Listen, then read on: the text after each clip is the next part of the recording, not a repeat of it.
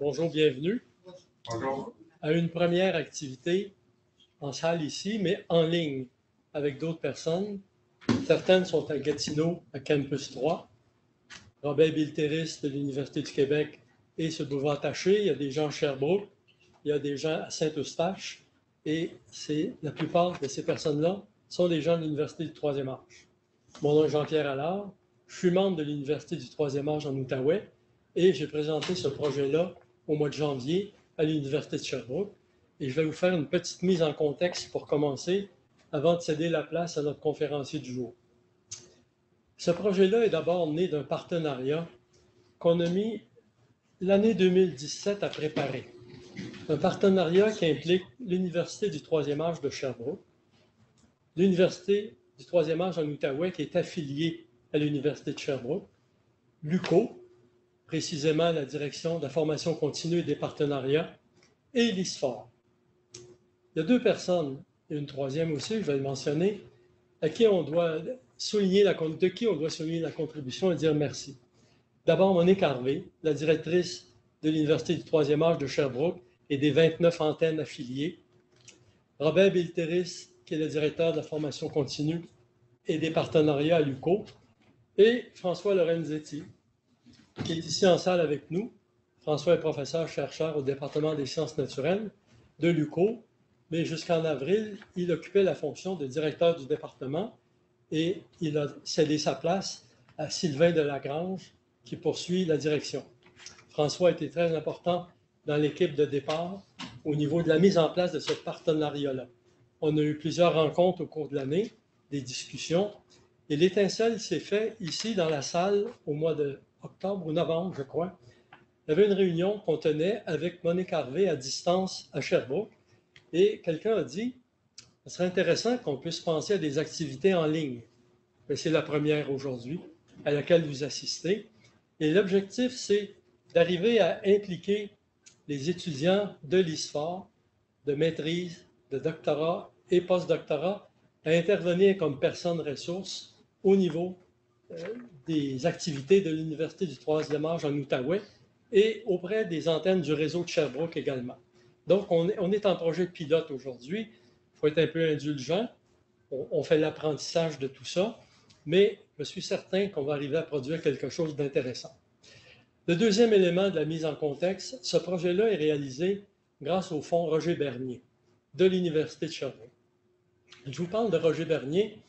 On connaît bien dans les universités du troisième âge au Québec Roger Bernier, mais on connaît moins qui a été Roger Bernier parce qu'il est malheureusement plus là aujourd'hui.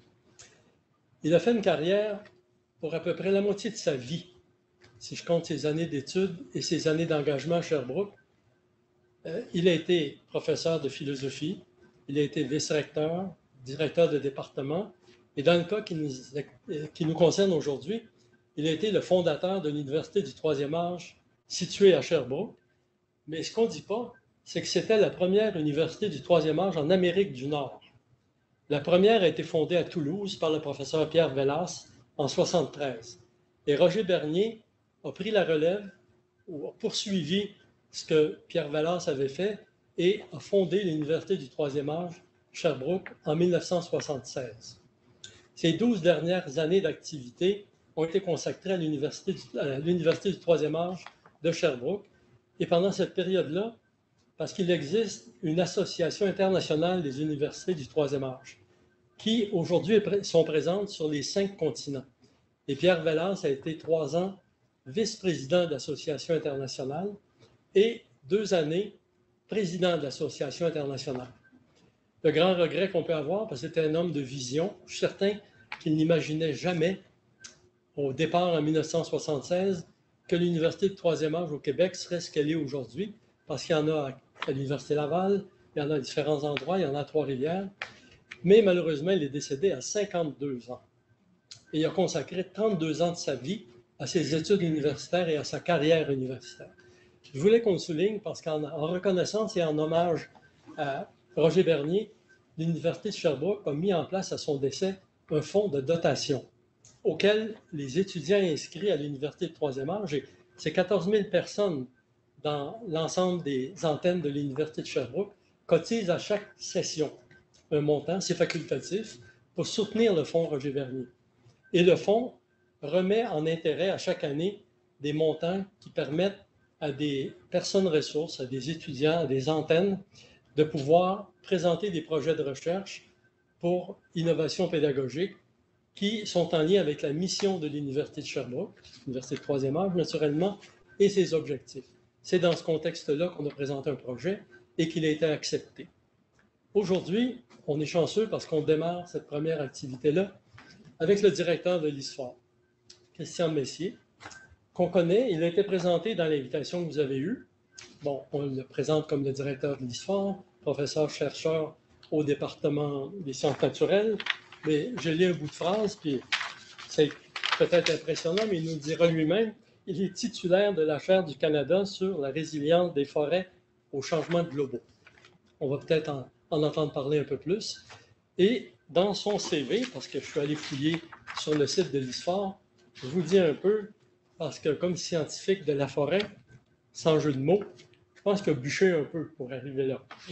Il a un doctorat, je commence par le baccalauréat, Université Laval en 1984, en génie forestier. Maîtrise à Laval en 86, en sciences forestières. Doctorat, Université de la Colombie-Britannique en 91, en sciences forestières. Et un post-doctorat, écologie forestière, 92, à l'Université d'Helsinki. J'en oublie pas, peut-être. Et je pense que c'est une carrière, quand on lit le CV, qui est bien meublé, parce que je n'exagère pas, allez voir sur n'importe quel moteur de recherche, entrez ISFOR, vous allez voir la biographie. Il y a 10 pages de publications, de travaux de recherche et ainsi de suite. Ça prend un café puis un bain pour être capable de passer à travers. Mais je vous présente Christian Messier. On est très heureux et honoré qu'il ait pu être disponible aujourd'hui parce que, ce qu'on me disait, il est plus souvent à l'étranger qu'il est ici. Il ne sera pas là d'ailleurs au mois de novembre parce qu'on aurait aimé que ça soit plus tard, mais on est très heureux de l'accueillir comme première personne à cette activité-là d'aujourd'hui. Je vous présente, avant de terminer, comment va se dérouler la journée. Après la conférence, il y aura une période de questions. La première question viendra des gens de la salle ici, et il y aura des questions qui pourront être présentées par les gens qui sont connectés à l'activité sur Zoom. Il y a un bouton, rappelle-moi. Converser. Converser. En bas de page. En bas de page. Et il y a un modérateur qui va accueillir vos questions ici en salle et qui va les transmettre à Christian. Donc, à tour de rôle, il y aura une question ici, il y aura une question en salle. Pour une vingtaine de minutes, l'objectif est de terminer tout ça aux alentours de 3 heures. Voilà, c'est ce que j'avais à dire. Et la parole est à Christian Messier maintenant.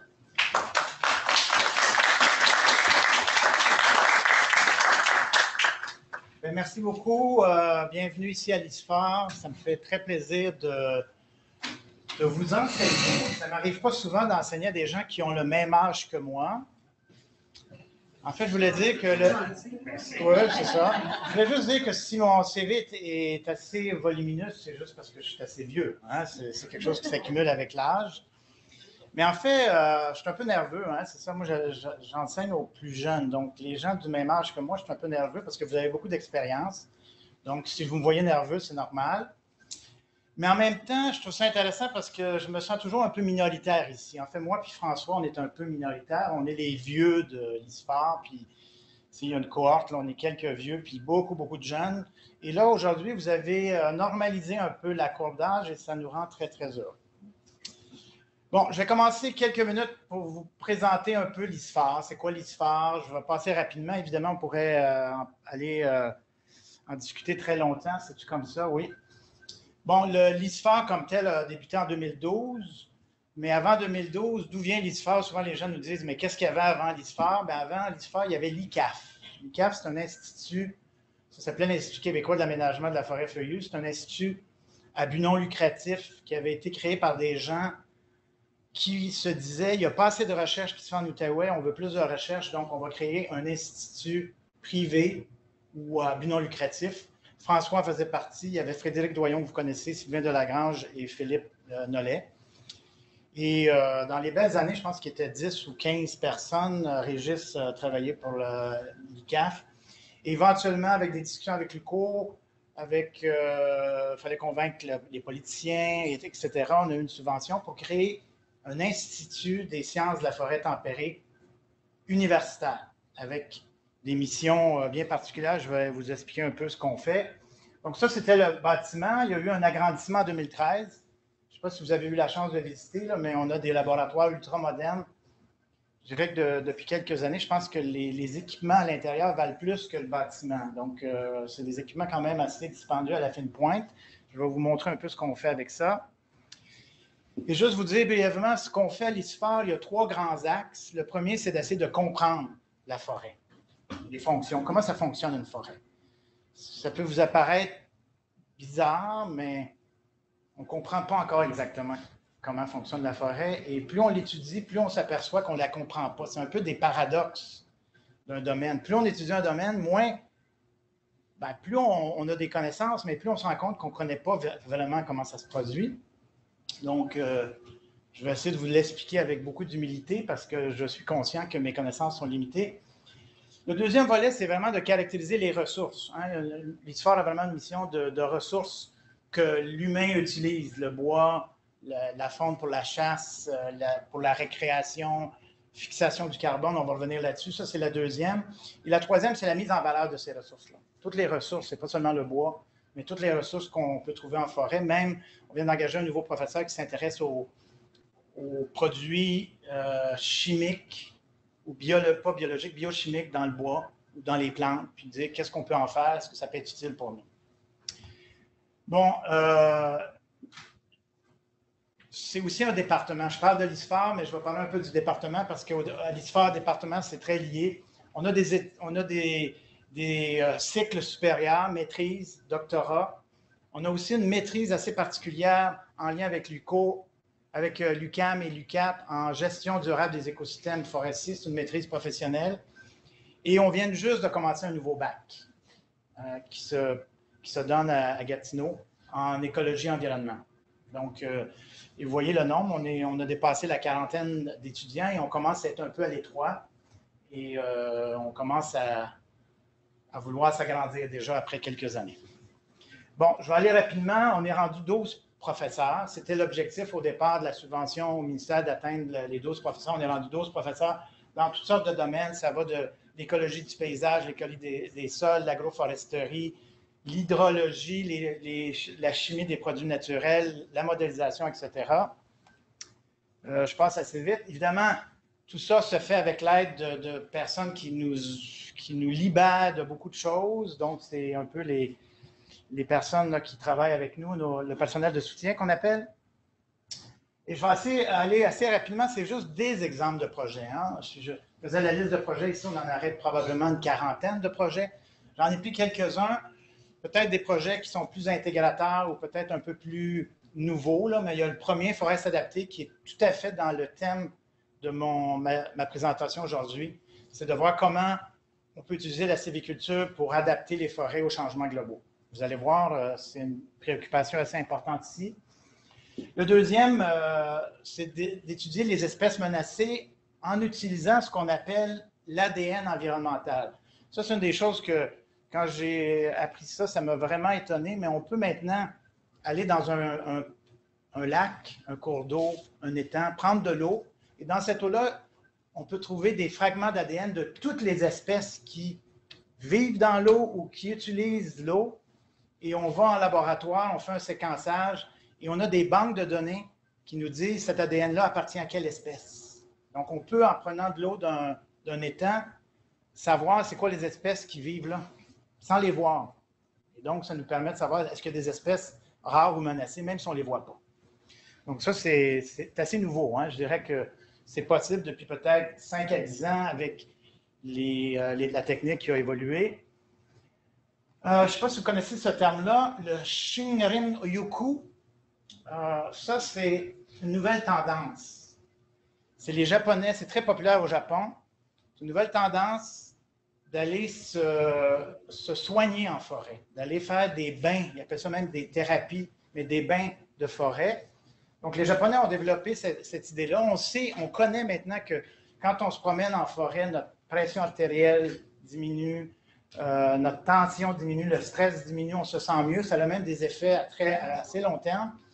Donc, il y a un groupe de chercheurs ici qui a eu l'idée intéressante de dire, est-ce que nos forêts ici auraient des propriétés particulières au niveau du son, au niveau des substances chimiques qui libèrent, au niveau de la structure, et de s'associer avec un chercheur à l'UQO qui s'intéresse au stress de façon virtuelle, donc de recréer de façon virtuelle différents éléments de la forêt pour essayer de mieux comprendre quel élément de la forêt joue vraiment un rôle sur le bien-être de la forêt. Donc, vous voyez qu'on touche à plusieurs aspects des ressources. Bon, il y a des gens aussi qui s'intéressent à l'impact des coupes forestières sur la faune. On a une professeure qui s'intéresse et qui regarde à peu près tous les animaux là, que vous voyez ici, de voir est-ce que la coupe, dans certains cas, peut favoriser, dans certains cas, défavoriser, et qu'est-ce qu'on doit faire pour réduire les impacts négatifs.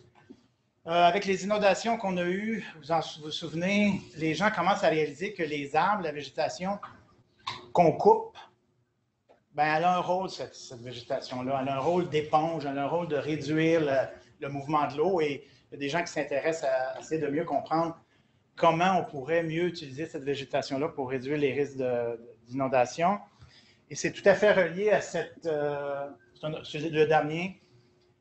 Ça peut paraître un peu particulier de monétiser les services offerts par les écosystèmes, mais on s'intéresse à savoir c'est quoi la valeur d'une forêt en termes de fixation de carbone, de filtration d'eau, diminution des inondations, même sur la santé.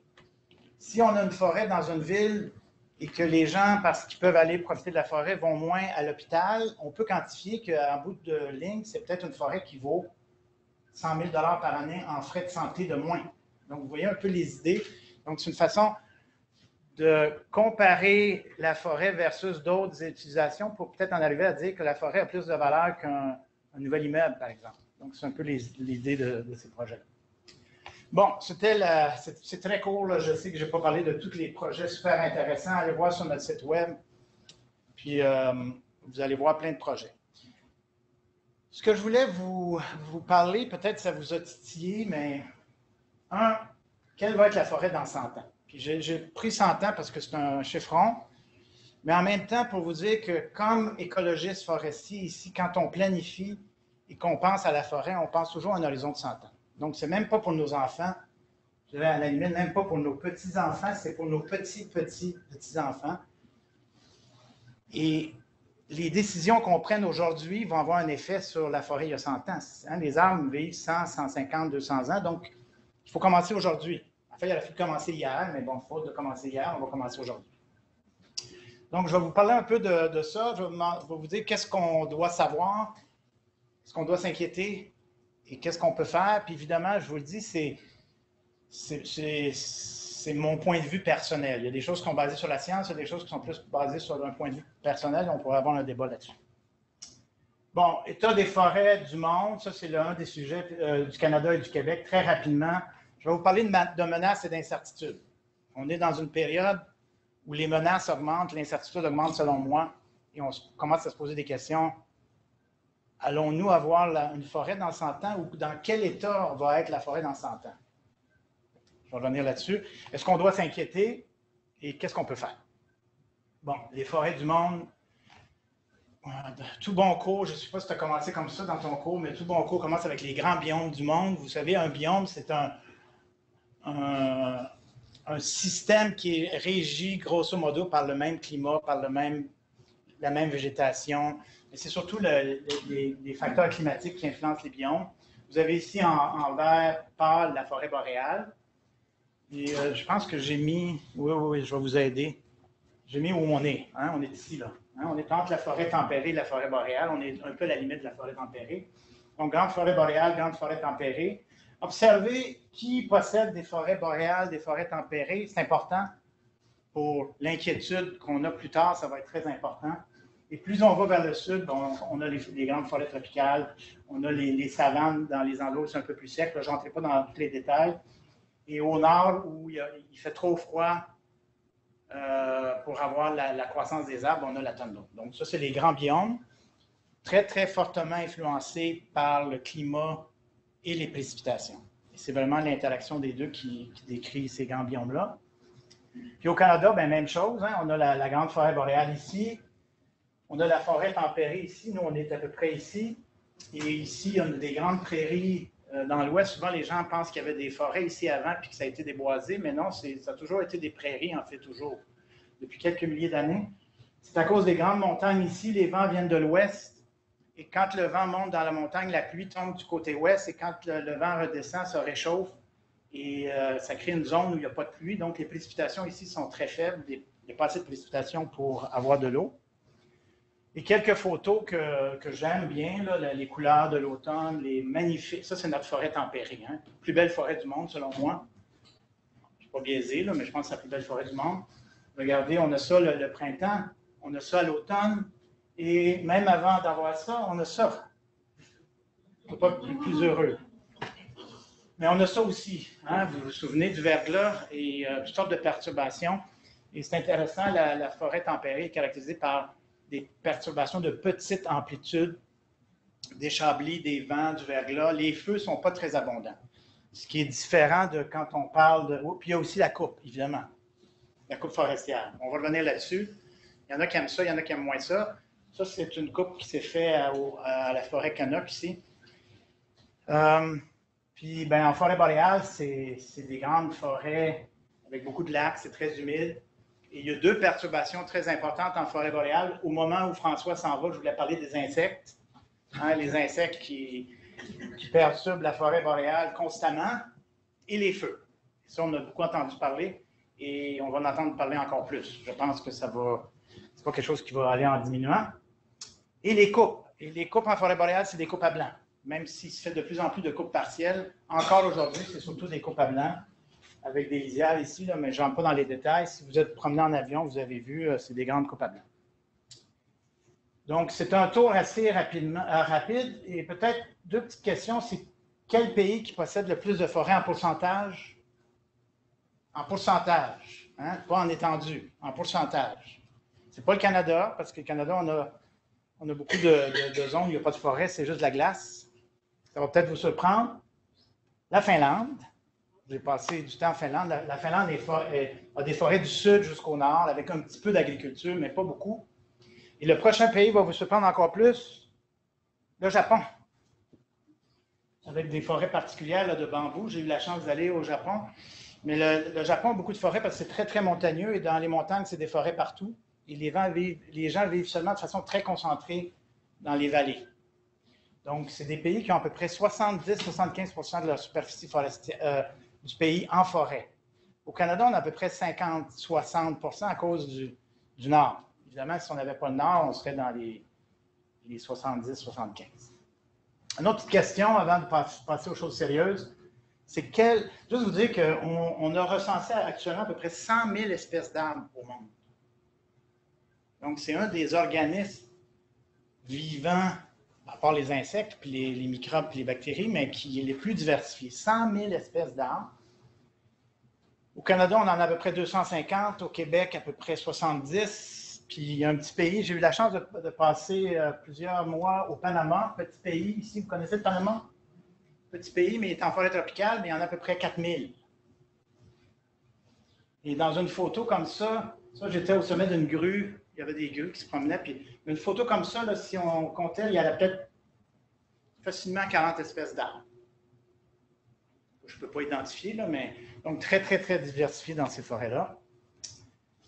Donc ça, c'était mon premier volet, un portrait. Maintenant, vous connaissez les forêts du monde. Hein? Vous êtes des experts, merci.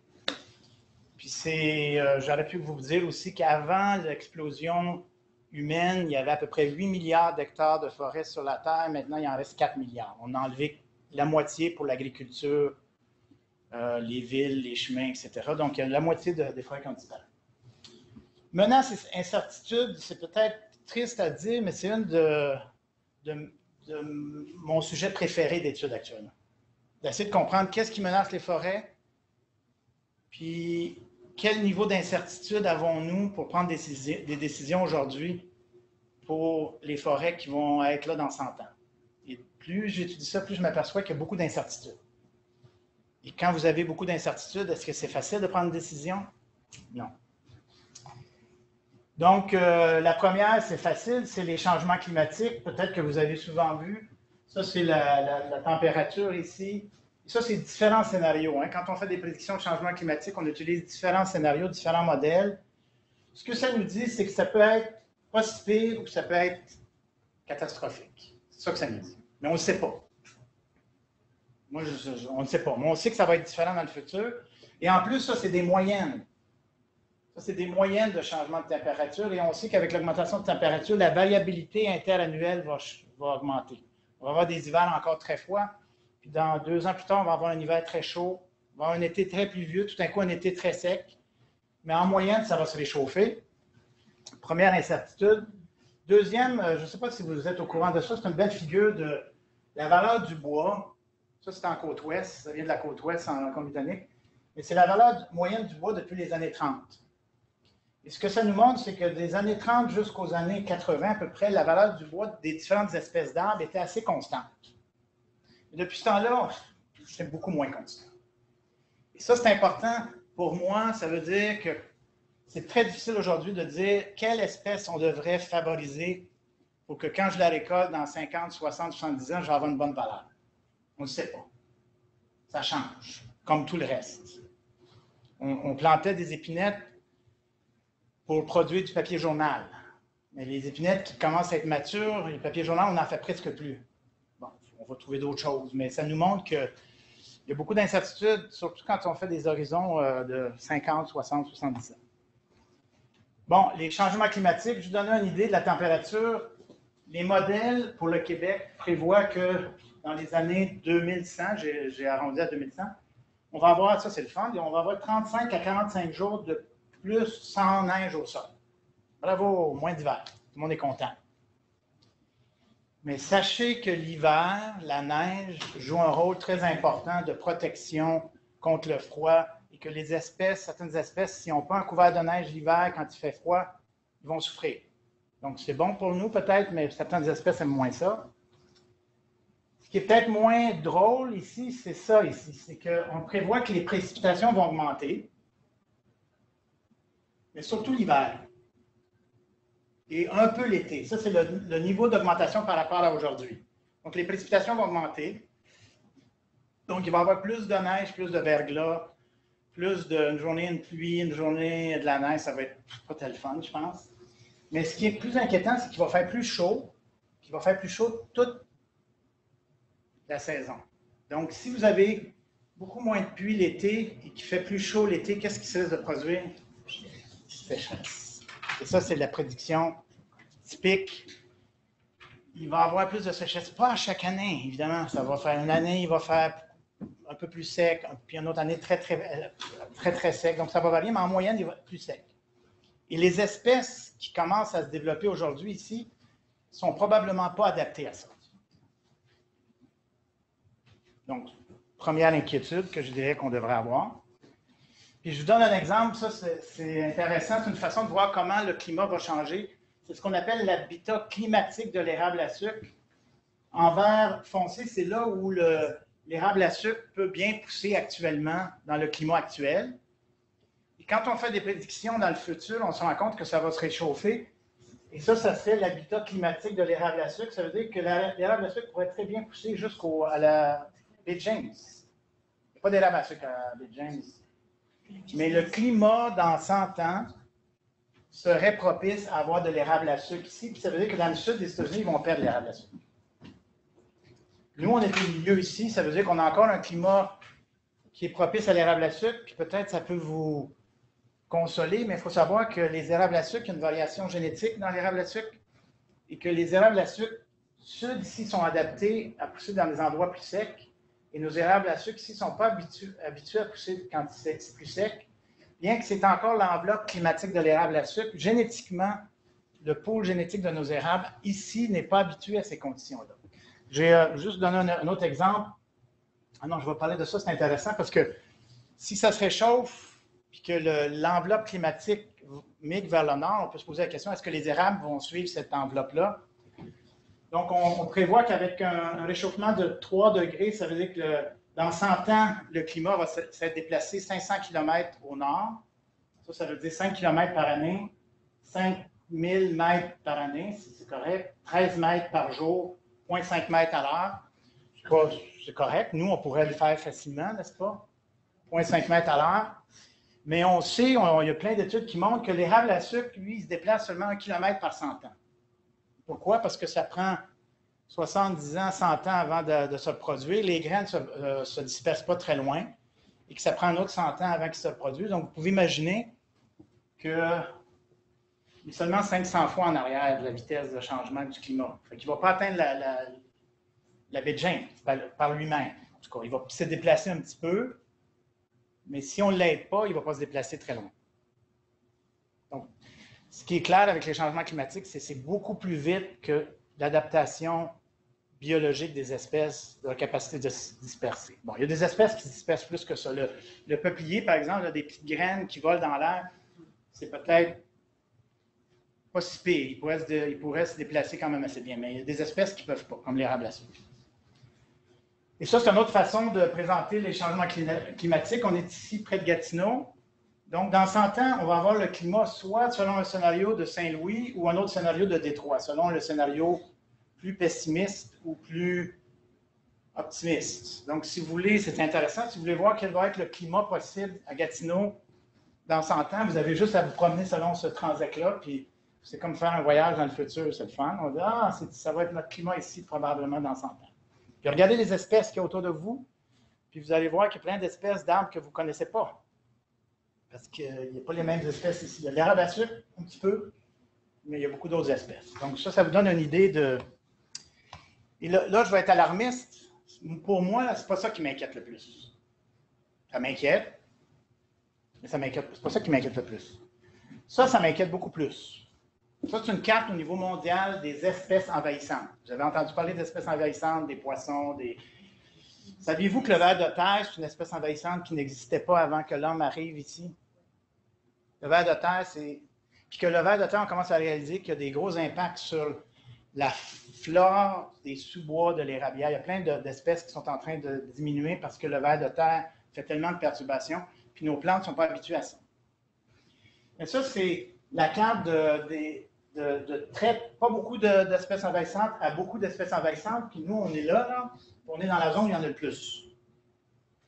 À peu près 20% des espèces actuellement au Canada, c'est des espèces exotiques. On ne le sait même pas. Il y a plein d'espèces d'oiseaux qui sont ici, qui sont exotiques, plein d'insectes, plein de plantes, etc. Et ça, c'est inquiétant, particulièrement à cause de ça. Je vous ai parlé de ça. C'est quand on importe des produits, on les importe de où? Beaucoup de l'Europe, des États-Unis, mais on est dans la même zone. Ici, c'est pas grave, mais beaucoup de l'Europe et beaucoup de la Chine.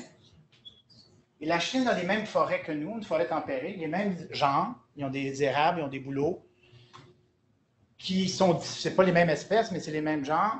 Ils ont beaucoup d'insectes de maladies là-bas et les arbres ont coévolué, ils sont tolérants. Mais quand un petit insecte ou un petit champignon arrive ici, souvent nos espèces n'ont aucune tolérance. Vous avez entendu parler de la grille du frêne. Petit insecte qui tue le frêne, bien c'est ça. Ça vient d'Asie, c'était probablement dans une palette dans le bois, puis ils l'ont transporté, puis là, ça tue tous nos frênes. Et on a à peu près, je pense, augmenté par 20 la quantité de produits qu'on importe de la Chine. Ça veut dire qu'on a augmenté par 20 la probabilité qu'on va avoir des insectes, des maladies. Est-ce que vous commencez à être inquiet? Oui. Bon, parfait, c'est l'objectif. Hein? Donc, vous voyez, là, ça, c'est quelques insectes, la grille du frêne, le longicône. Celui-là, là, lui, il me fait très peur, le longicône asiatique.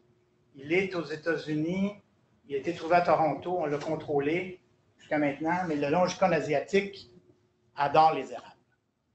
C'est pas long que quand cet insecte-là trouve un érable, l'érable meurt. Imaginez-vous que dans quelques années, on va peut-être l'avoir ici.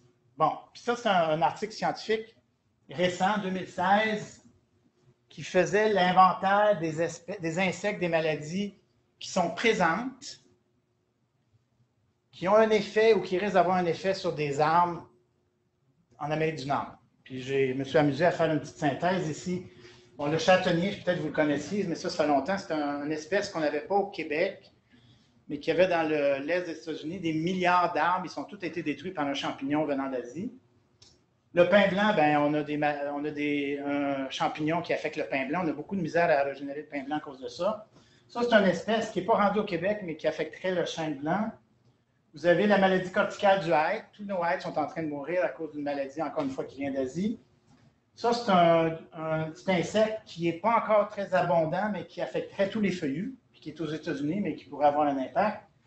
On a un petit insecte qui est rendu au nord de l'État de New York, qui tue tous les pruches et qui s'en vient. On prévoit qu'il va être ici dans 40 ans.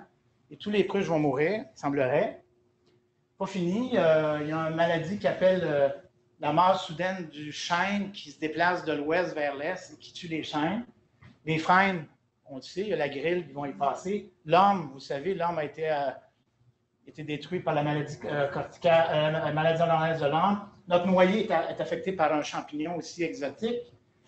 Il y a un insecte qui s'appelle au sapin, qui n'est pas ici encore, mais il y a des gens qui s'inquiètent, peut-être qu'il arrivera ici, qui s'attaquerait au sapin.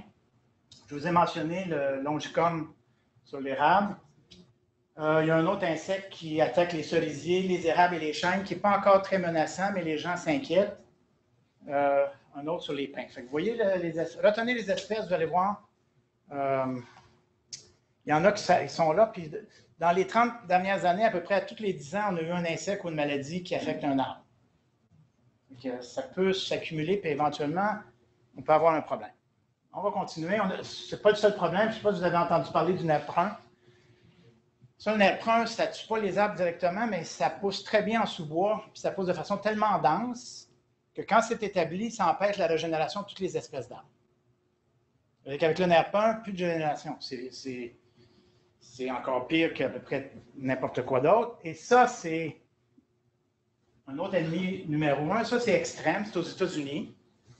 Mais il y en a eu beaucoup de ce qu'on appelle des exclos comme ça de fait ici au Québec et on se rend compte que le chevreuil a un énorme effet sur la végétation de sous-bois.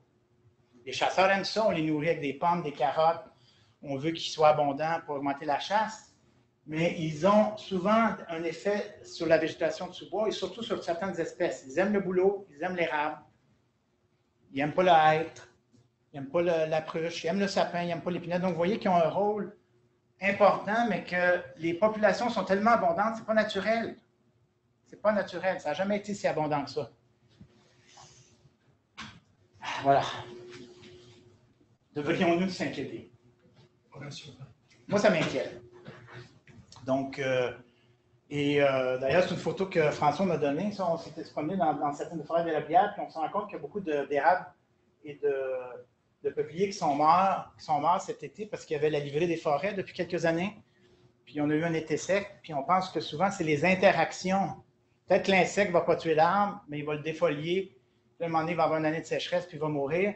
D'ailleurs, on a un nom pour ça maintenant, c'est un professeur de Chili qui avait appelé ça les zombie trees. C'est populaire, les zombies, hein, mais bon, zombie trees.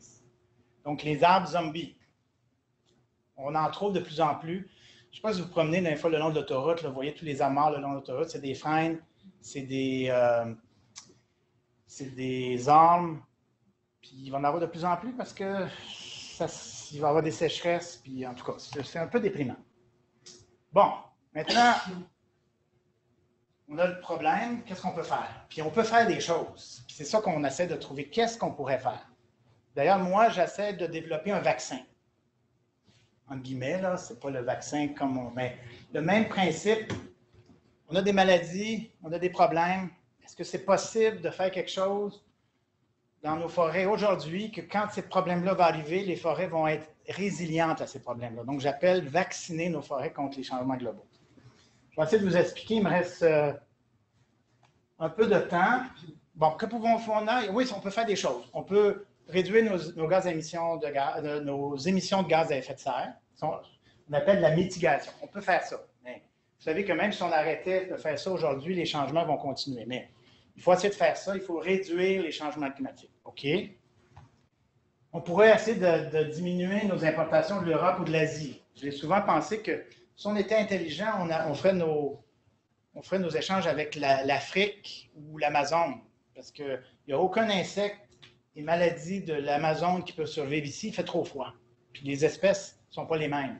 Donc, si on avait été un peu intelligent, on aurait dit, faisons des échanges avec des biomes qui sont tellement différents qu'il n'y aura jamais d'espèces envahissantes. Mais on n'est pas intelligent, en fait. Ça ne fonctionne pas. L'autre, c'est de, puis ça je l'entends souvent, la biodiversité, protégeons nos forêts. Donc, protégeons nos forêts, donc conservation, puis si on conserve les forêts, on va les protéger contre les menaces. Je ne suis pas contre à 100%, mais ce qu'on se rend compte maintenant avec toutes les menaces qui s'en viennent, que quand on conserve une forêt, on n'empêche pas les changements climatiques, on n'empêche pas les insectes, on n'empêche pas les maladies, et qu'ils vont être affectés aussi, ces forêts-là. Donc, avant, on pouvait dire, on va conserver nos forêts, puis on va conserver les habitats, la biodiversité, mais maintenant, ils ne sont même pas immunisés contre ça. Dans les aires de conservation, les frênes, ils meurent pareil, les arbres meurent pareil, les changements climatiques. Et c'est l'autre chose où on travaille beaucoup, c'est d'augmenter la résilience. Vous avez entendu parler, le mot de résilience, on l'utilise beaucoup, en favorisant ce qu'on appelle une diversité fonctionnelle. Je vais vous expliquer c'est quoi. Et donc, on parle de sylviculture d'adaptation. L'idée, c'est qu'on devrait, à chaque fois qu'on coupe un arbre, s'assurer qu'on le remplace avec des espèces qui ont des fonctions très différentes des autres arbres autour. Donc, on va augmenter la diversité fonctionnelle et donc réduire les risques que s'il y a un insecte, une maladie, tous nos arbres vont disparaître. Je vais vous expliquer un peu comment on pourrait faire ça. Bon, la résilience, on en parle souvent, mais nous, on voit trois types de résilience dans la littérature scientifique. Il y a la capacité de résister. Ça veut dire que quelqu'un vous donne un coup de poing, vous ne bougez pas. Vous résistez, vous êtes fort. Il y a la récupération, ça veut dire que quelqu'un vous donne un coup de poing, vous tombez à terre, mais vous vous relevez rapidement, puis vous êtes prêt à vous battre encore une fois. Donc ça, on appellerait ça de la récupération. Puis là, je fais un parallèle avec les écosystèmes forestiers, c'est la même chose. Il y a des forêts qui résistent au feu. Par exemple, le pin rouge, il y a un feu qui va passer. Lui, il a l'écorce très épaisse. Il est protégé contre le feu. Il résiste. Le pin gris, c'est différent. Le pin gris, il meurt. Il se fait brûler, mais il y a des cônes avec de la résine. Les cônes s'ouvrent, les graines sont dispersées. Il repousse. Fait que lui, il récupère rapidement. Et ça, on pense que c'est intéressant, mais ce n'est pas assez. Il faudrait l'adaptation. Ça veut dire qu'on vous donne un coup de poing, puis vous vous sauvez. Ou vous allez chercher votre grand frère ou quelque chose d'autre. Vous faites quelque chose de différent. Ça veut dire que vous vous adaptez aux perturbations avec des nouvelles conditions. Et dans ce qui nous intéresse, ça veut dire que peut-être qu'il faudrait commencer à introduire des nouvelles espèces ou à diversifier les espèces dans nos forêts de façon intelligente en fonction des climats qui s'en viennent, des insectes qui s'en viennent, pour s'assurer que même s'ils arrivent, on va avoir assez d'espèces que la forêt va continuer à fonctionner normalement. C'est un peu l'idée. Puis pensez à vos fonds de retraite. Est-ce qu'il y a quelqu'un ici qui a été assez intelligent ou assez fou, ça dépend, de mettre tous ses fonds dans Tesla? Vous pouvez faire beaucoup, beaucoup, beaucoup d'argent ou vous pouvez toute la perdre. Mais c'est un peu la même chose avec nos espèces. Si vous avez une forêt, vous avez mieux d'avoir plein d'espèces qui ont des résistances ou qui sont affectées différemment par les perturbations. Donc, vous vous immunisez contre toutes sortes de perturbations. Et un bon placement de retraite, c'est un placement qui est très diversifié, qui réagit à différents aléas économiques. Comme ça, vous avez toujours un revenu. C'est un peu on parle beaucoup de ce principe d'assurance-là. Et donc, comment on peut faire cette agriculture d'adaptation? Il y a deux notions, je vais vous parler très rapidement, mais la notion de diversité fonctionnelle, c'est assez nouveau. C'est que maintenant, on ne regarde pas les espèces comme on veut d'une diversité d'espèces, parce qu'on peut avoir 5 espèces qui ont à peu près les mêmes sensibilités aux mêmes perturbations. Ce qu'on veut, c'est des espèces qui ont des fonctions différentes, comme ça, qui vont pouvoir réagir différemment à différents types de perturbations. Et on va s'assurer que la forêt va revenir, peu importe ce qui se passe. Donc, c'est un peu l'idée. Puis la notion de réseau complexe, c'est pour favoriser la connectivité entre les forêts. Plus il y a une connectivité avec les forêts, plus si une forêt est perturbée, s'il y a des espèces autres, pas très loin, qui vont pouvoir se disperser, ils vont pouvoir venir régénérer la forêt. Donc, on va avoir un réseau de forêts bien connecté qui va devenir plus résilient. Donc, ça favorise la résilience, ça favorise la résilience.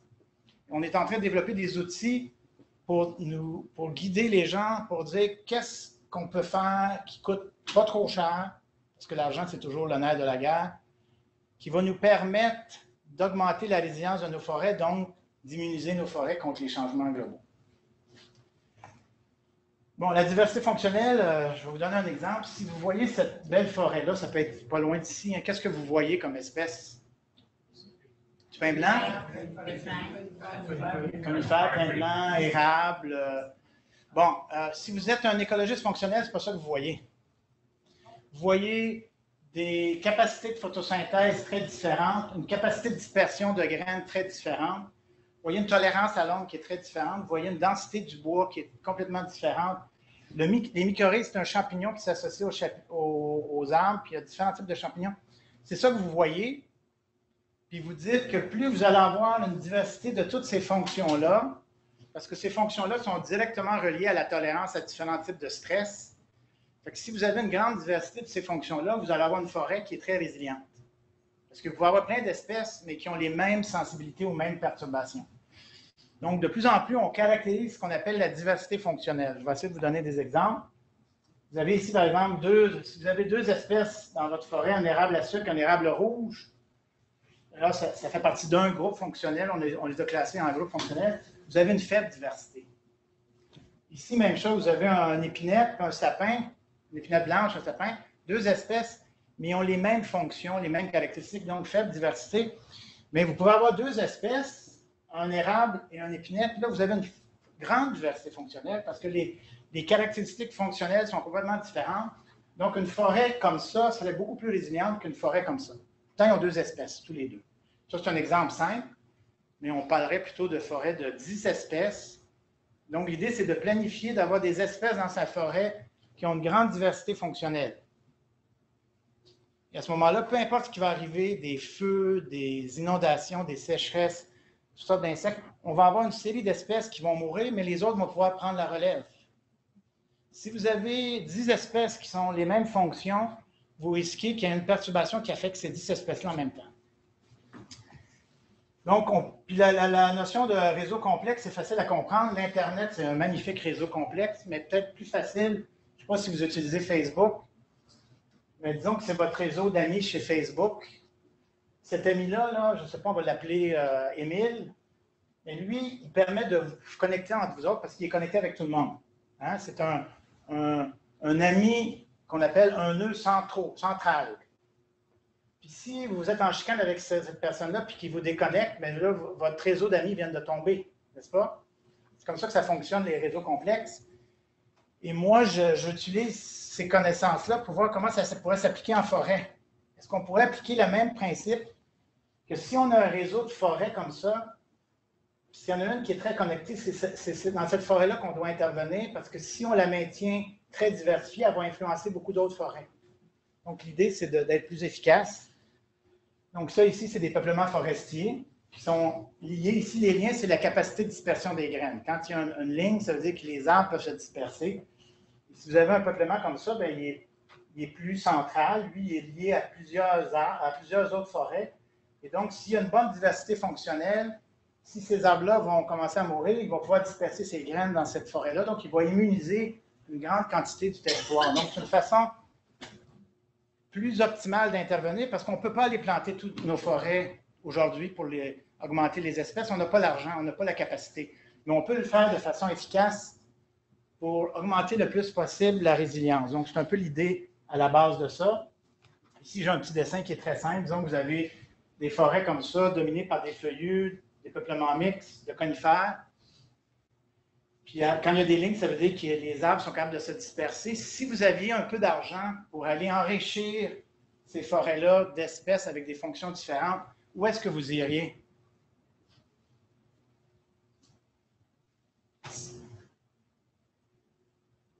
Pour avoir le plus d'impact. Je vais vous aider. On va là. Parce qu'en allant intervenir ici et en augmentant le nombre d'espèces qui peuvent se disperser, vous voyez ce qui va se produire. Vous allez créer beaucoup de réseaux. Ça veut dire que peu importe si ces arbres-là, ces forêts-là dépérissent, il va y avoir des espèces qui vont pouvoir venir se régénérer. Donc, c'est ce qu'on appelle des peuplements qui sont des nœuds centrales importants. Et à ce moment-là, on peut intervenir de façon beaucoup plus intelligente. Donc, c'est un peu les idées qu'on est en train d'explorer. Puis, qu'est-ce qu'on peut faire? Bien, on peut faire de l'enrichissement. Donc, ici, j'ai mis des traits fonctionnels. Ça, c'est des espèces qui ont des traits fonctionnels différents. Et donc, on pourrait aller voir c'est quoi la diversité ici, puis commencer à planter les nouvelles espèces qui ont des traits fonctionnels différents pour enrichir ou augmenter la diversité fonctionnelle. Ou on pourrait faire des coupes sylvicoles, parce que peut-être dans cette forêt-là, il y a 90% de une ou deux espèces, mais il y a beaucoup d'espèces qui ont des traits fonctionnels intéressants, mais qui ne sont pas abondantes. Et on pourrait faire des travaux sylvicoles pour favoriser leur régénération, donc d'augmenter ces espèces-là. Ou encore, on pourrait, si les propriétaires ici ne veulent rien savoir, on pourrait établir une nouvelle plantation dans un site à côté, avec toutes les espèces qui nous intéressent, et eux pourraient connecter des autres peuplements. Donc, c'est un peu les stratégies qu'on regarde. Et ça fait partie de un peu l'idée en science, vous n'avez peut-être pas entendu parler, mais on appelle ça de la migration assistée. Ça veut dire qu'on déplace des espèces qui ont des fonctions intéressantes. Puis ici, ce n'est pas juste des espèces qu'on va peut-être migrer, mais c'est aussi des provenances, c'est-à-dire des compositions génétiques. Ça veut dire que si on plante un érable à sucre, peut-être qu'on devrait aller prendre des érables à sucre dans le bout de Détroit actuellement, parce que ces érables à sucre-là sont adaptés aux conditions climatiques plus secs, et on pourrait commencer à les planter ici. Comme ça, on pourrait avoir des érables à sucre qui sont mieux adaptés aux changements climatiques plus secs. C'est ce qu'on parle de migration assistée, ou, qui est un peu plus controversé, prendre des nouvelles espèces. Des espèces qui poussent dans le sud de l'Ontario, peut-être qu'on devrait commencer à les planter ici, parce que ça va être le climat. Ça, c'est juste pour les changements climatiques. Après ça, on pourrait regarder des espèces qui ont des fonctions très diversifiées pour diversifier le type de fonction de votre forêt et là, augmenter les chances que peu importe ce qui se produit, vous allez avoir une forêt résiliente. Donc, j'achève. Puis, c'est peut-être ça un paradoxe, mais la seule façon qu'on peut faire ça, c'est via la foresterie. Parce qu'on ne peut pas aller faire des plantations d'arbres, on ne peut pas aller favoriser de nouvelles espèces si on n'enlève pas des arbres qui sont déjà là. Donc, la foresterie devrait devenir un allié pour nous aider à améliorer la résilience de nos forêts. Et que moi, je suggère que la coupe forestière, évidemment, quand on coupe, on veut récolter du bois, mais l'objectif premier devrait être surtout d'augmenter la résilience de nos forêts. Et je vais vous donner un exemple. C'est moi dans ma forêt. J'ai une petite forêt ici, 40 hectares. Et c'est vraiment ma forêt qui m'a sensibilisé parce que en regardant, j'ai à peu près une vingtaine d'espèces d'arbres. J'ai ici en vert, c'est des espèces qui dominent. J'ai beaucoup de sapins, j'ai pas mal d'érable à sucre, un peu moins d'érable rouge, un peu moins de bouleau jaune. Ici, c'est des espèces qui sont là moyennement. Puis ici, c'est des espèces que j'ai, mais très, très rares.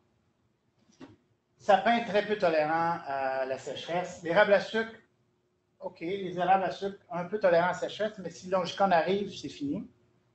Bouleau jaune, très peu tolérant à la sécheresse. Donc, les espèces qui dominent, s'il devient plus sec, ces deux-là vont avoir de la difficulté. Les érables vont être corrects, mais si l'ongicône arrive, je perds 80% de ma forêt. Bon, le bouleau blanc n'est pas tolérant à la sécheresse. Le tilleul, jusqu'à maintenant, on ne connaît pas de maladie, mais bon, on ne sait jamais. La pruche, je vous ai dit, il y a un insecte qui s'en vient, qui va arriver ici dans quelques années, qui va disparaître. Le cerisier d'automne, il est correct, mais il est attaqué par la gale. Ça, c'est naturel, mais il n'est pas très vigoureux. Les peupliers, ça va assez bien. Mais bon, les peupliers, c'est une espèce intolérante à l'ombre. On ne veut pas juste des peupliers. Pin blanc, il y a un problème du charançon puis de la rouille. Puis les chênes, évidemment, il n'y a pas de problème actuellement, mais il y a des problèmes qui s'en viennent. Donc, il y a un petit danger. Donc, ce que j'ai fait, je me suis amusé avec un étudiant. On a créé des trouées. Ça, c'est une trouée. On a été planter des espèces d'arbres avec des traits totalement différents. On a mis du chambre de Caroline, on a mis du micocoulier. Ça, c'est des espèces très tolérantes qui tolèrent bien la sécheresse. On a mis des chênes, différentes espèces de chênes, différentes espèces de chênes. Du tulipier qui ne pousse pas au Québec, qui pousse dans le sud de l'Ontario. D'ailleurs, c'est mon espèce qui pousse le mieux actuellement. Parce que le climat du sud de l'Ontario, ça va être notre climat ici dans 20 à 30 ans. Donc, c'est une espèce probablement. Puis le carrier, c'est une espèce qui est présente plus au sud, qui n'est peut-être pas présent ici, mais qui devrait migrer. Donc, l'idée ici, c'était d'avoir des espèces qui ont des traits totalement différents de mes espèces ici. On a créé des trouées dans la forêt, 6 trouées, espacées d'à peu près 300 à 400 mètres.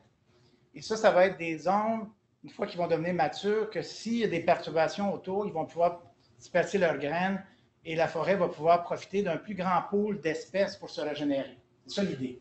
Donc, c'est pour ça que j'appelle vacciner. J'ai vacciné ma forêt en implantant un certain nombre d'espèces qui, s'il n'y a pas de perturbation dans le futur, ils ne vont pas pouvoir se répandre parce que pour que ces espèces-là se répandent, il faut qu'il y ait des ouvertures. Donc, s'il n'y a pas de perturbation, ils vont rester plus ou moins là. Mais s'il y a beaucoup de mortalité à cause de la sécheresse, des insectes, des maladies, bien, ils vont pouvoir se disperser. Donc, tout ça pour dire qu'il y a Daniel Hull du ministère des Forêts puis de Ouranos qui font les prédictions climatiques qui m'a donné des diapos. Benoît m'a aidé avec la présentation de l'ISFAR, puis plusieurs des idées et des projets, c'est avec mes collègues et mes étudiants. Merci beaucoup.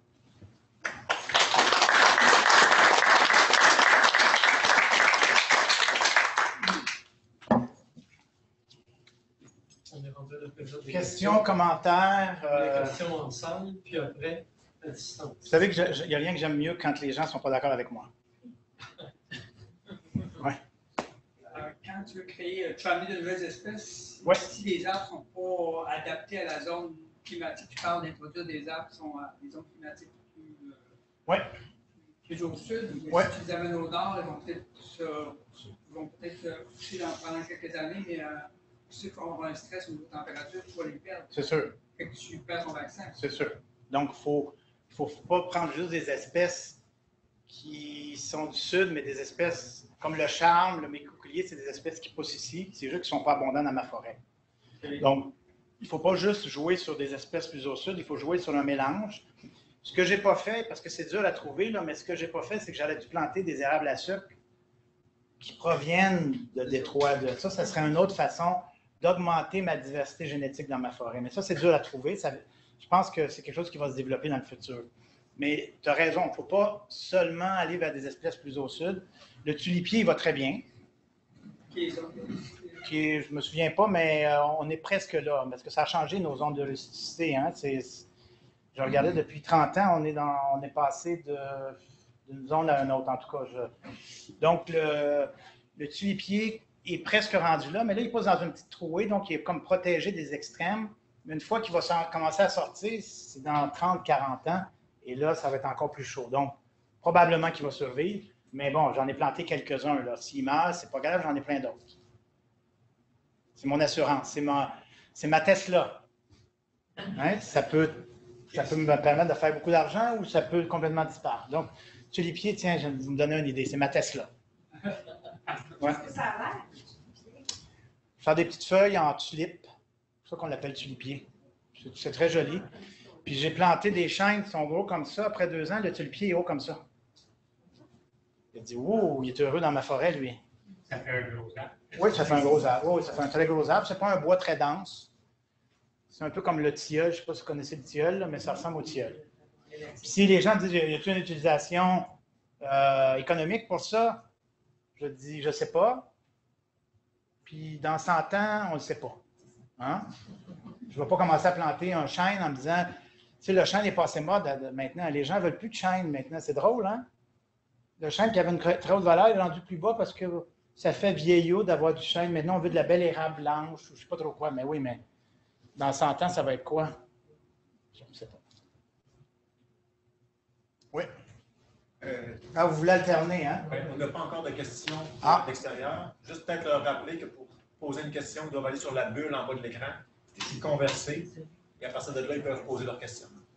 Oui, les gens de l'extérieur, si vous m'entendez, vous pouvez poser une question en allant la bulle en bas pour me poser une question. En fait, c'est mon collègue ici qui va me poser la question. Puis vous pouvez me poser une question difficile, comme ça je ne vous vois pas. Je ne serai pas fâché à faire. Y a-t-il d'autres? Oui, vous aviez une... On parle de diversité fonctionnelle. Fonctionnelle. Est-ce que vous avez compris l'idée des fonctions au lieu des espèces? C'est assez nouveau, mais avant, on voulait juste diversifier les espèces, mais souvent, on pouvait se tromper. On pouvait avoir des espèces qui ont les mêmes types de sensibilité. Et là, on regarde différents types de traits. On appelle ça des traits. Et avec ces traits-là, si on a des traits très différents, on sait que les arbres vont tolérer différents types de perturbations. Ça m'a l'air d'être assez élégant comme tournure, mais compliqué, dans le sens qu'il faut les connaître, les aspects de diversité.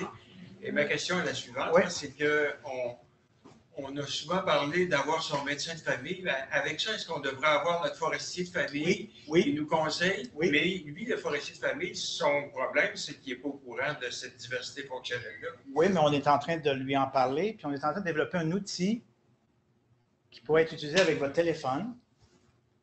Là, vous allez dans votre forêt, là. On est en train de faire ça, là, puis j'ai des gens en informatique qui sont en train de développer l'outil. Là, vous dites, qu'est-ce que j'ai ici du sapin? Puis là, vous avez la proportion de sapin. Vous entrez ça dans l'outil. Il va faire le calcul de la diversité fonctionnelle. Il va regarder c'est quoi dans quelle zone vous êtes, c'est quoi les changements climatiques, c'est quoi les perturbations. Puis là, il va dire, pour augmenter le plus possible la résilience, voici les espèces que vous devriez favoriser. Là, ça va être prêt, ça. D'ici 2 ans. Et ça va être un outil qu'on va utiliser pas seulement en forêt naturelle, mais en ville.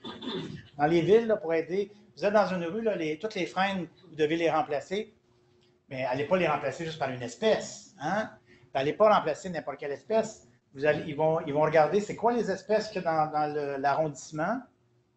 D'ailleurs, je vais faire quelque chose pour Ripon ici. J'ai rencontre la semaine prochaine pour vous proposer cette approche-là. Puis là, vous dites, voici les espèces qui vont augmenter la diversité de votre couvert arboré. Comme ça, à peu près, vous allez être immunisé pour à peu près n'importe quoi. C'est sûr qu'il y a un arbre qui peut mourir à cause d'un insecte, mais comme vous allez avoir plusieurs autres espèces dans votre rue, vous n'allez pas toutes les perdre. D'ici 2 ans. Tu as besoin d'un testeur, tu m'en parles. Il y en a beaucoup de volontaires.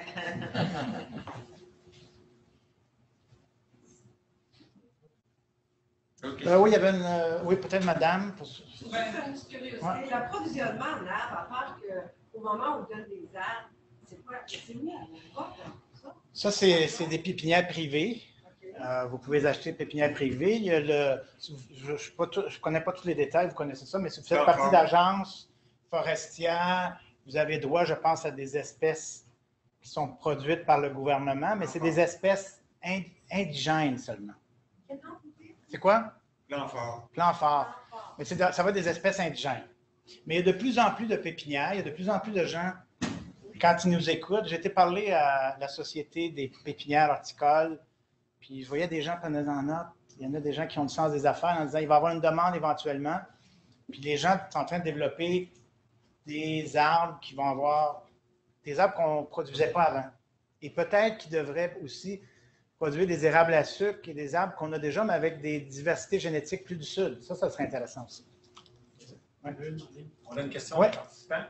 Alors, sachant que la nature a horreur du vide, vous êtes-vous demandé quel serait le visage de nos forêts si on laissait la nature faire son œuvre?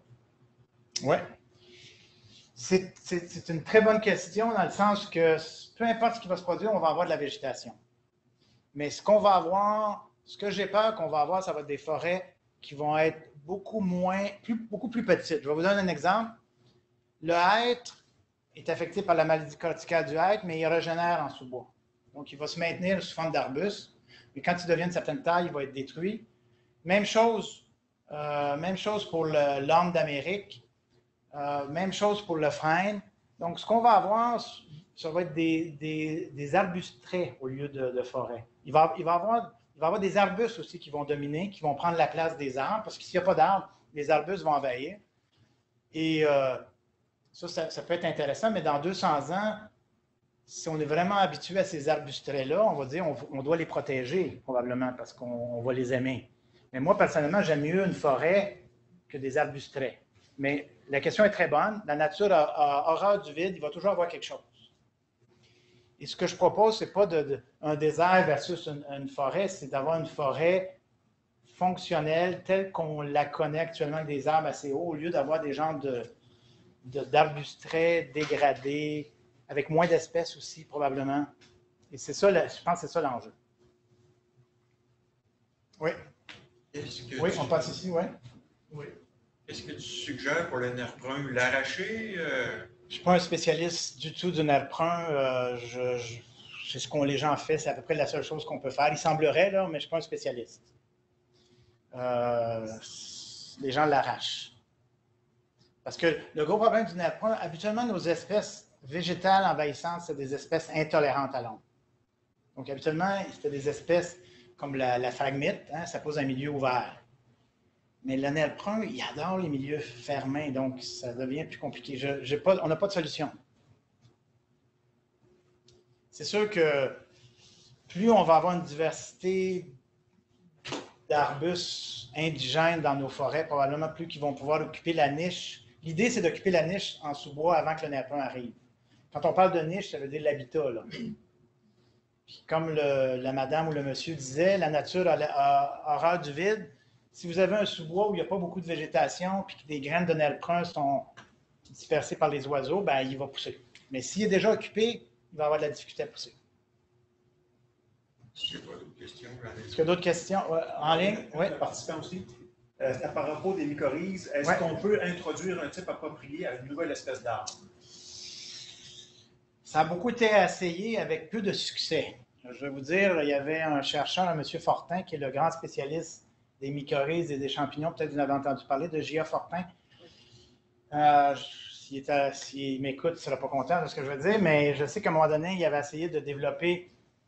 Est-ce qu'on est capable de mettre des mycorhizes à des semis avant d'aller les planter en nature, qui doivent être des mycorhizes qui sont les plus efficaces? Et souvent, on a des surprises. La mycorhize qui est la plus efficace en pépinière, quand elle arrive dans un milieu naturel, c'est plus elle la plus efficace, c'est d'autres mycorhizes. Et souvent, il y avait des remplacements de mycorhizes. Ce qu'on fait maintenant, c'est qu'on prend un cocktail de mycorhizes, puis qu'on met ça. On peut mettre ça dans le sol avec nos arbres, puis avoir plein de mycorhizes et laisser l'arbre décider quelle mycorhize est le plus efficace. Ça se fait.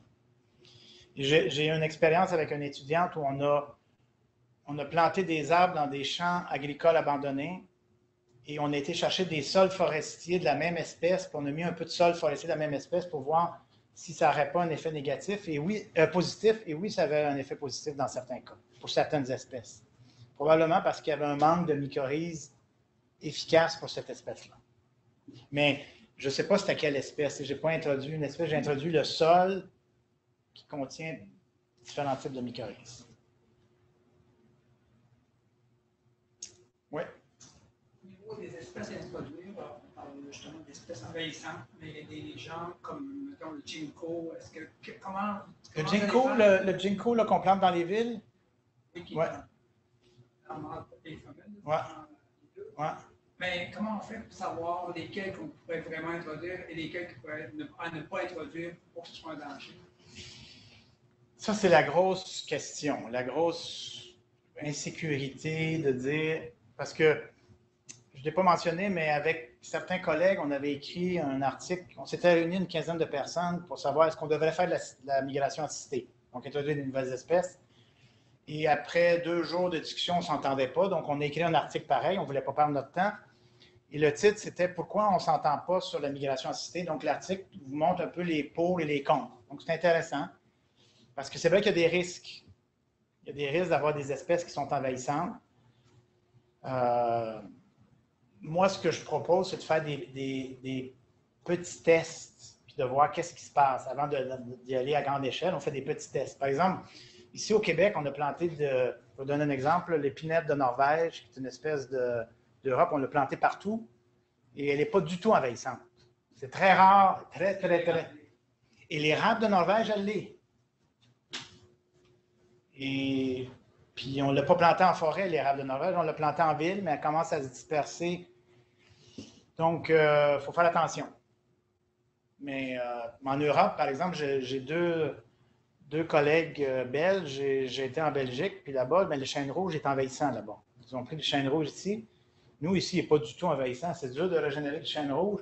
Là-bas, c'est de la mauvaise herbe. Et le cerisier tardif aussi, ça pousse partout.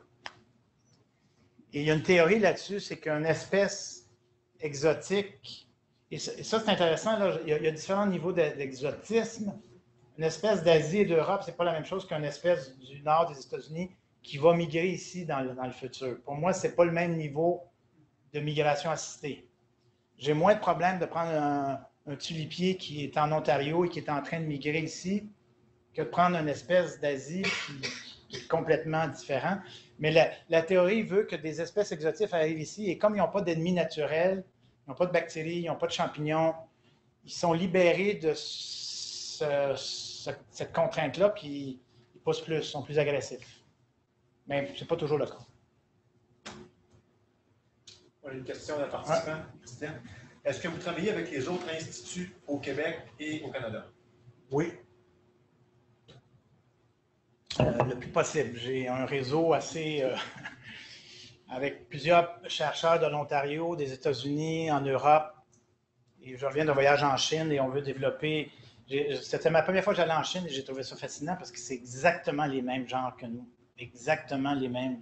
Mais au lieu d'avoir... Nous, on a à peu près 7-8 espèces d'érables, les autres, ils en ont 60. Puis ils pourraient faire du sirop d'érable, mais ils ne savent pas encore. La forêt Montmorency à Laval. La forêt Montmorency, est-ce que ça sert à ça aussi? Ben, la forêt Montmorency, c'est une forêt boréale, hein, c'est une forêt de sapins.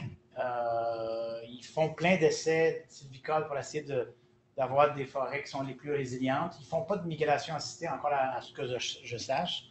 Mais oui, on collabore beaucoup. Hein. L'idée, c'est d'apprendre puis de partager mes idées. Ce que je vous ai présenté d'ailleurs, l'année passée, j'étais en Europe. J'ai passé 3 mois en Europe, puis j'ai présenté ça en Allemagne, en Autriche, en Belgique, en Espagne.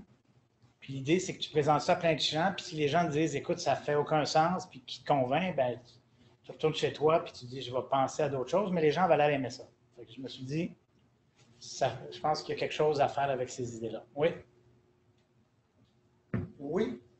Est-ce qu'il existe une forêt qui serait pour la forêt tempérée, là, un type de modèle? Par exemple, en Outaouais, on va là, on regarde la forêt. Ça, c'est la plus belle forêt qu'on peut avoir pour l'Outaouais, par exemple. Pas encore. On aimerait développer ça. C'est possible que ça existe? Bien, c'est possible. Mais c'est quoi une plus belle forêt? Oui. Ça, il faut s'entendre là-dessus. C'est quoi? Moi, je prends ma petite forêt, là. C'est la plus belle. Elle est plus belle, mais j'amenais des forestiers belges. Ils m'ont dit, mais c'est totalement dégradé ta forêt. C'est une forêt qui a été coupée à blanc, qu'on a laissé régénérer. Puis il y a eu plein de rejets, tu sais, des rejets de souches. Fait que là, au lieu d'avoir une belle tige, j'ai plein de tiges. Ils ont laissé des arbres qui étaient là, donc qui ont fait beaucoup de branches. Fait que là, c'est des arbres maintenant qui ont plein de branches. Mais puis il y a plein d'arbres morts. Mais en termes de biodiversité, c'est merveilleux. J'ai quand même une vingtaine d'espèces, mais il manque des espèces. C'est ça qui est. Mais en termes de production de bois, c'est pas la plus belle forêt. Ça va prendre peut-être 50-60 ans de traitement avant de l'améliorer. Mais j'ai des belles érables à sucre, donc je me fais mon sirop d'érable, puis je suis content.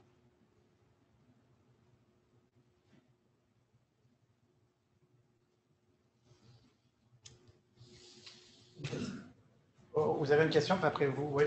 On sait que tous les changements climatiques reviennent au positionnement politique. Oui. On regarde ce qui arrive avec la COP21. Ouais. On revient d'abord au niveau forestier, au niveau de tout ce qu'on vient d'entendre parler.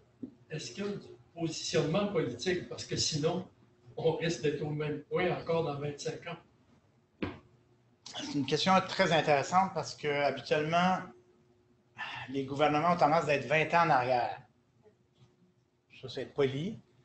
Et quand je vais présenter ça aux gens du ministère, ils nous disent on est encore en train d'essayer de mettre en marche les idées que vous nous avez proposées il y a 15 ans, qui était l'aménagement écosystémique, que vous avez peut-être entendu, qui était d'essayer de recréer le plus possible des forêts naturelles telles qu'on avait avant l'ère industrielle. Et l'idée, c'était une très bonne idée, là, je ne veux pas la critiquer, puis c'est d'ailleurs des choses sur lesquelles j'ai travaillé il y a 15-20 ans.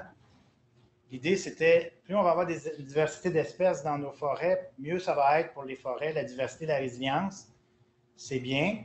Et ce qu'on s'est dit, on va regarder ce que la nature faisait avant, puis on va essayer de la recréer, cette nature-là. Mais en regardant la nature, la nature a créé ces forêts-là dans des conditions climatiques qui sont complètement différentes des conditions actuelles ou des conditions futures, avec à peu près pas d'espèces exotiques envahissantes comme avant. Donc là, je leur dis, pas d'insectes ou très peu, mais des insectes indigènes, mais pas exotiques. Mais quand je leur dis ça, ils me disent, wow, là tu nous dis qu'il faut rechanger notre façon de faire. Mais c'est une grosse machine à changer. Donc, on est en train de leur parler, mais là, ils sont en train de dire on va faire des changements au niveau climatique. Donc, on va faire des changements à l'aménagement écosystémique en fonction du climat. Et nous, ce qu'on va faire, c'est qu'on va modéliser ça. Si vous vous adaptez au climat, mais pas aux insectes, qu'est-ce que ça va donner? On a des modèles de simulation. On peut simuler la forêt sur 100 ans. Et ma question, c'est est-ce qu'on risque d'améliorer la forêt ou pas de la rendre encore pire si on ne tient pas compte des insectes et des maladies? Donc, on va faire des modèles. D'ici quelques années, on va pouvoir leur montrer. Faites pas ça. Ça va prendre du temps, mais je suis patient. Il faut répéter souvent. 100 ans, c'est long. Oui. Et c'est ça le problème en forêt, parce que ce qu'on fait maintenant, ça va prendre 100 ans avant qu'on commence à avoir un impact. Donc, ouais. Donc, il y avait une question ici, monsieur. Il y a plusieurs années, il y avait la construction des bateaux. Oui. Il y avait des forêts d'arbres 200, 300 ans avant. Ouais, des gros pins blancs, là, on faisait les mâts, puis le chêne, on faisait le bateau, hein, c'est ça? C'est le chêne. Oui, oui. Est-ce qu'on a encore ça? On en a encore quelques-uns, des magnifiques pins blancs, là, surtout dans l'ouest du Québec, là, en Témiscamingue, la forêt de l'Aigle. Je ne sais pas si vous avez entendu parler de la forêt de l'Aigle, mais il y a encore quelques peuplements de gros pins gros comme ça. Ça existe encore. Il n'y en a plus beaucoup. Ça a tout été coupé. Hein. Il y a la forêt Canoc ici, qui est une forêt privée qui appartenait à M. Papineau. Et en lisant, on nous dit qu'il y avait un chemin de fer qui allait de Montebello à la forêt Canoc, puis qui ont vidé le pin blanc et le chêne pour aller construire des bateaux pour les Anglais, pour vaincre les Français et les Espagnols et les autres. Et que le chêne est revenu un peu, le pin très peu. Hein. On pense qu'il y avait à peu près 18 à 20 de la surface terrière des forêts ici en Outaouais était du pin blanc. Et maintenant, on est 2 ou 3 Et le pin blanc a de la difficulté à revenir à cause des maladies, la rouille et tout ça. Donc, et c'est sûr que ça va prendre beaucoup de temps avant. Moi, je pense qu'on devrait essayer d'encourager le pin et le chêne parce que c'est deux espèces qui tolèrent bien la sécheresse. Mais bon, il ne faut pas juste mettre du pin et du chêne parce que s'il y a une maladie qui arrive, ils vont y passer aussi. Donc, il faut diversifier. En fait, s'il y avait un mot qu'on doit retenir, c'est diversifions. Diversité, pas seulement des espèces, parce que vous pouvez avoir 5 espèces qui ont les mêmes fonctions. Donc, diversité, mais de fonctions. Et on a maintenant des modèles qui peuvent calculer ça. Et ça va devenir disponible bientôt. Oui. Qu'est-ce qu'on peut faire pour diffuser dans la population ce qu'on vient d'entendre après-midi, dans le sens que la culture forestière en général, c'est un peu perdu, hein, en Outaouais en particulier. Ouais. Alors, qu'est-ce qu'on peut faire pour enrichir la culture forestière? Moi, souvent, je pense que c'est de faire comme vous faites. Hein? C'est magnifique, là, des gens qui prenaient le temps de s'informer de la forêt. Je pense que c'est très bien. En fait, la semaine prochaine, je vais dans un cégep à Terrebonne aussi faire à peu près la même présentation. Donc, vous êtes ma pratique. Puis d'aller dans les jeunes dire, en fait, puis je ne sais pas si vous écoutez l'émission La nature selon Boucard. J'ai passé plusieurs fois. Puis les gens aiment ça. Puis je vais là pour provoquer. On s'entend bien, moi puis Boucard, parce que lui, il me taquine, moi, je le taquine. Donc, ça va bien. Je pense que c'est notre rôle d'essayer d'en parler le plus possible, puis d'aller dans toutes les tribunes possibles. Puis, Daniel, à la question de Daniel, c'est l'objectif qu'on vise à l'UDA, c'est de donner la parole à l'histoire à des aînés par des chercheurs, des professeurs, chercheurs de différentes générations. On a une génération ici, mais il y a des étudiants à côté. Ces gens-là vont être là dans 25 ans. C'est ça qu'on veut faire, élargir ce propos-là, puis le diffuser. On a une question d'un participant. Oui. Est-ce que votre expertise et vos recherches sont sollicitées pour les compagnies d'exploitation forestière? Tout à fait. Je travaille beaucoup avec les compagnies d'exploitation. Je travaille beaucoup avec Résolu, Domtar, pas avec Lauson en région. J'aimerais ça, mais bon, on essaye. Mais oui, puis on a des très bonnes relations parce que moi, je leur dis, je vais vous dire ce que je pense, puis si vous n'êtes pas content, ben, c'est votre problème. Mais il y a eu un gros changement au niveau de l'industrie forestière, puis je mets ça sur Bon, il y a eu l'erreur boréale. Vous avez vu le film L'erreur boréale qui les a secoués un peu. Mais il y a la certification aussi, là, le fameux FSC puis CFR. Les compagnies, maintenant, pour vendre leurs produits, doivent être certifiées. Puis ces certifications-là, particulièrement FSC, est très stricte.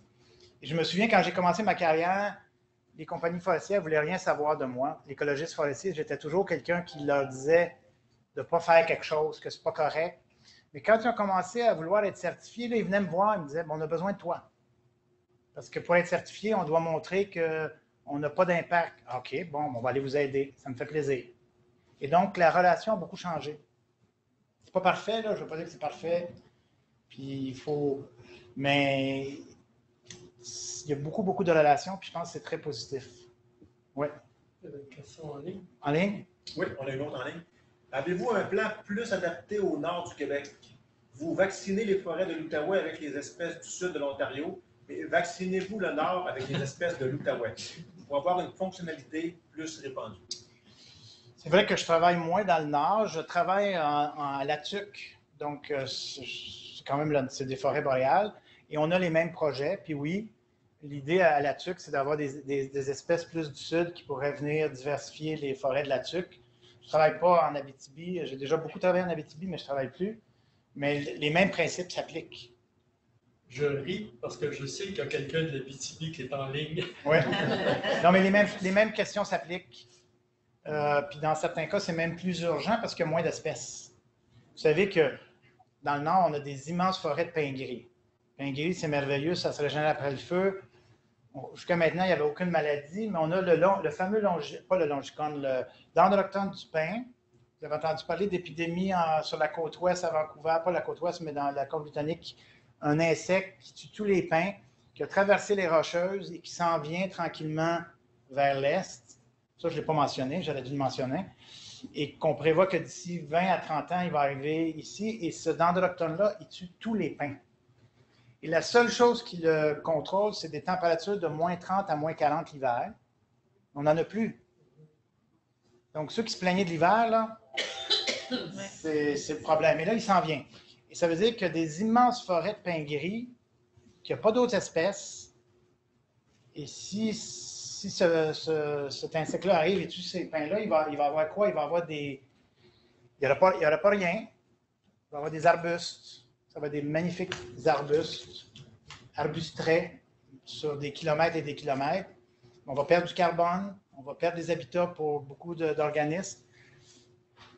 Donc, oui, c'est très important pour le nord, pour l'Abitibi aussi. Et Chicoutimi, etc.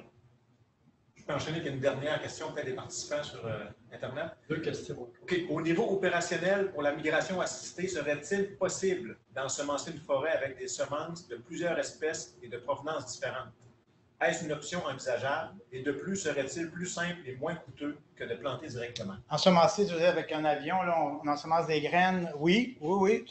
Ça, on a fait plein d'essais avec ça, sauf que le problème, c'est que les taux de succès sont très faibles pour le coût. Il faut ramasser des milliers de graines pour des succès relativement faibles, sauf que peut-être dans certains cas, on pourrait se qualifier, je pense même à des drones. Soyons modernes. Vous avez une petite trouée dans votre forêt, vous amenez un petit drone, puis là, dans le drone, il pourrait voir les endroits où il y a des micro-habitats, puis là, laisser tomber des graines. Tout à fait possible, tout à fait faisable. Quelqu'un qui veut me voir à 3 heures ici. Mais bon, oui. Ça serait une très bonne idée d'ailleurs. Est-ce qu'on a le temps pour une dernière question? Christian? Oui, j'ai le temps. En Outaouais, OK, vas-y. En Outaouais, il y a 10 000 propriétaires forestiers. Ouais. Dans les 10 000, il y en a 700 qui ont un plan d'aménagement forestier. Ouais. Est-ce qu'il y a quelque chose qu'on pourra faire pour que les gens qui sont propriétaires forestiers s'intéressent plus à leur forêt? Oui, j'ai un plan. Parce que tous les sondages montrent que les propriétaires forestiers, surtout les nouveaux comme moi là, qui arrivent ici puis qui ne veulent pas vraiment... Mais en fait, je vais faire de l'exploitation forestière, mais ils ne s'intéressent pas à faire de l'exploitation forestière, donc ils ne sont pas membres puis ils ne font rien. Mais si on va les voir en leur disant qu'est-ce qui vous intéresse dans votre forêt, c'est d'avoir de la diversité, d'avoir une forêt, d'avoir de la faune, et que peut-être qu'il faut intervenir, pour augmenter la diversité fonctionnelle. Je pense que ça va fonctionner. Je suis en contact avec Pascal Audet. Je ne sais pas si vous connaissez Pascal Audet aussi. J'ai parlé de ça. Il me dit, c'est intéressant, j'ai 2 propriétaires qui ne veulent pas faire de la coupe forestière, mais quand je leur ai parlé de ton idée, on dit, ah, peut-être ça nous intéresserait. Donc, c'est une façon peut-être d'augmenter le nombre de personnes qui s'intéressent à des pratiques forestières, pas dans le but nécessairement de revenus, bien qu'il peut y avoir quelques revenus, mais dans l'idée de vacciner leur forêt. Surtout si c'est des propriétaires qui sont centraux. Là. Vous vous souvenez, là, si je regarde ma carte, puis on dit, lui, là, si on pouvait le convaincre, il y aurait un impact très grand sur les voisins, bien, il faudrait essayer de le convaincre. Peut-être qu'on pourrait même le payer, le subventionner en tout cas. Une petite dernière rapide, sinon je vais me faire chicaner. S'il y a certains spécimens dans une espèce qui est attaquée par un insecte qui développe des tolérances, est-ce que vous en tenez compte, par exemple, au niveau de l'agro-du-frêne? Oui, bien ça, c'est sûr que les gens disent qu'il ne faudrait pas couper toutes les arbres parce qu'il y en a peut-être 1 sur 10 000 qui est tolérant. Peut-être. On parle de diversité. Mais c'est sûr, peut-être. Mais je regarde le châtaignier. Pendant longtemps, il y avait des châtaigniers qui survivaient, puis on disait, ah, il est tolérant, puis oups, à un moment donné, il crevait. Fait qu'on disait, non, il n'est pas. Mais là, on en a trouvé quelques-uns. Hein. J'ai entendu dire qu'ils ont trouvé quelques châtaigniers qui semblerait tolérants. Ils ont fait des tests. Fait que c'est sûr qu'il ne faut pas tout enlever les espèces. Puis c'est pas l'idée de toutes les enlever, là. Il y en a peut-être, mais prenez on va prendre la maladie corticale du hêtre, là, disons qu'il y en a 1 sur 10 000 qui est tolérant. Avant qu'on retrouve la quantité d'hêtre qu'on avait avant, ça va prendre 10 000 ans. Imaginez, parce que ça ne se disperse pas très loin. Je veux dire, mais il ne faut pas l'éliminer, mais ça va être très long si on ne l'aide pas. Merci beaucoup. Vous êtes des étudiants merveilleux. Merci beaucoup. Ouais, très apprécié.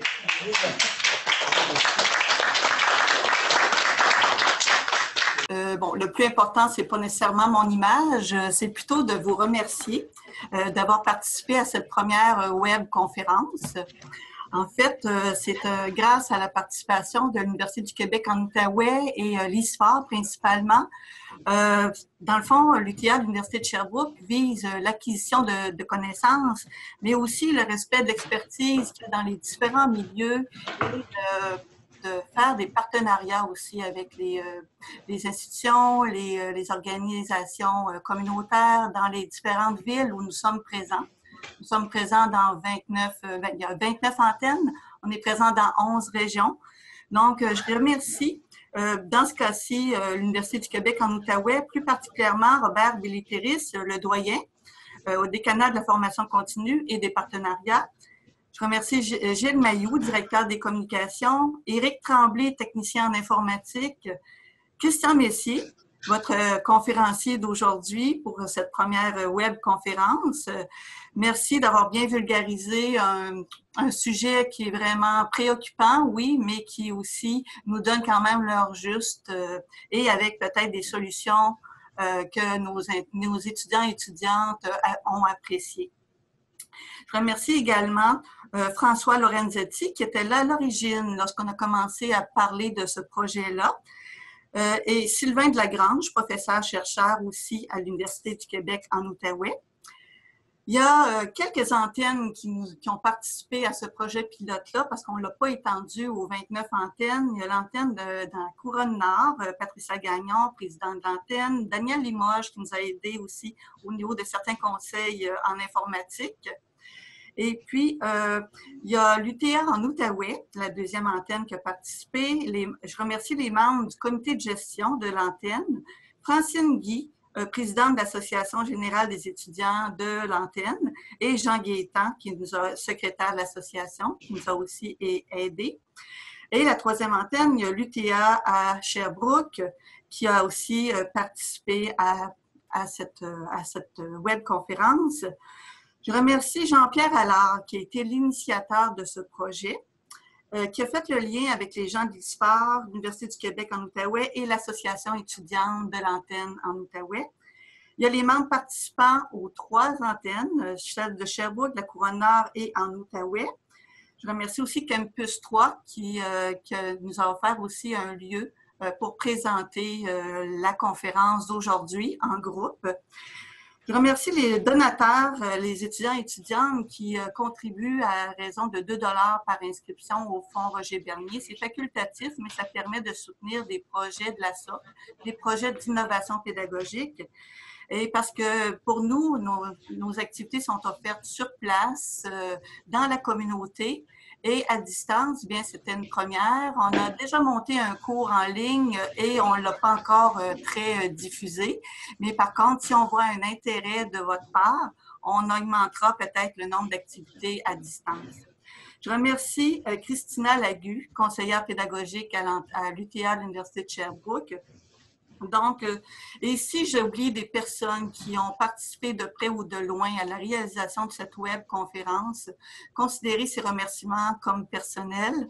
Et aussi, je vous invite, les personnes qui ont participé à cette webconférence, que ce soit avec Zoom, que ce soit avec Facebook, de compléter le lien, le sondage qu'on met ici à la fin pour évaluer cette conférence et pour nous permettre de voir quels seront les critères et les éléments à tenir compte lors des prochaines expériences. Je vous remercie infiniment et au plaisir de vous compter parmi nos étudiantes, étudiants, bénévoles, personnes ressources pour l'UTA de l'Université de Sherbrooke. Merci et au revoir.